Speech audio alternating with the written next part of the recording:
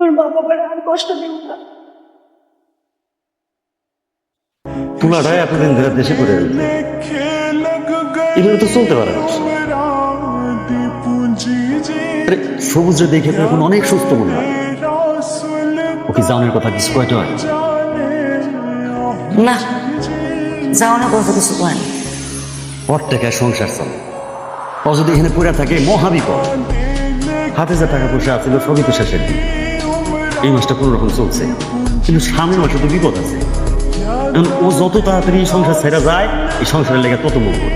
ইদানিং তো আবার বন্ধু বান্ধবের সঙ্গে মেলামেশা শুরু করছে। আপনি একটু বোঝায়, যদি আবার বন্ধু বান্ধবের পাল্লায় পড়ে তখন তার বিতে যেতে চাইবো না। তুমিও ওরা একটু আকার ইঙ্গিতে বুঝায় যে সুস্থ হলে যেন তাড়াতাড়ি চলে যায়। কি মুশকিল, কাশি গরম রে, কই যাস? একটু কামে যেতেছি না, আব্বা দরকার আছে।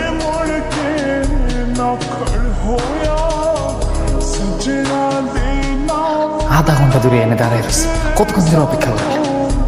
কি হয়েছে 7 ঘন্টা ধরে দাঁড়াই আছো? আমি যে বাড়িতে এত কষ্ট করে 2 বছর পর তুমি বিদেশ থেকে দেশে আইছো, আমি জানি কিছু নাই থাকে তাহলে তুমি আমার সরাসরি কইয়া দাও, খালি খালি ঘুরে পেছায় কথা কইও না। আচ্ছা, তুমি আমার বিষয়টা একটু বোঝার চেষ্টা করো। আমিও না এখন চাপের মধ্যে আছি, তাছাড়া বিয়ে করতে হবো অনেক। তুমি আমার ঘুরাইতে ঘুরাইতে মেলা সময় নষ্ট করছো। আমি আর চাইতেছি না তুমি আর সময় নষ্ট করো। দেখো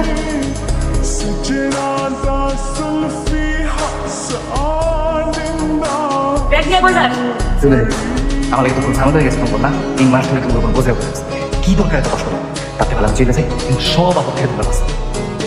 এই 2 পয়সা তোমার দাম বাড়ছে, চইলে কই যাবি? এই ঘরে মরণ লাগবো।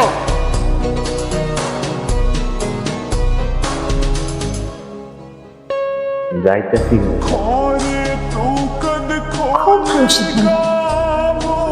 সিদ্ধান্ত যখন হয়ে ফেলাইছো, এই জায়গায় তো আমরা কিছু করার নেই। আমি আর কিছু করতে পারবো না। কি জানি কইলে তুমি? তুমি তোমার মা বাবারে কষ্ট দিতে পারবা না।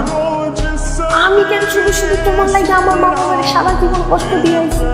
তোর মা বাবার আমি কষ্ট দিই না। এই সাথীর বুকে সবুজ নামে কেউ নাই, কেউ নাই।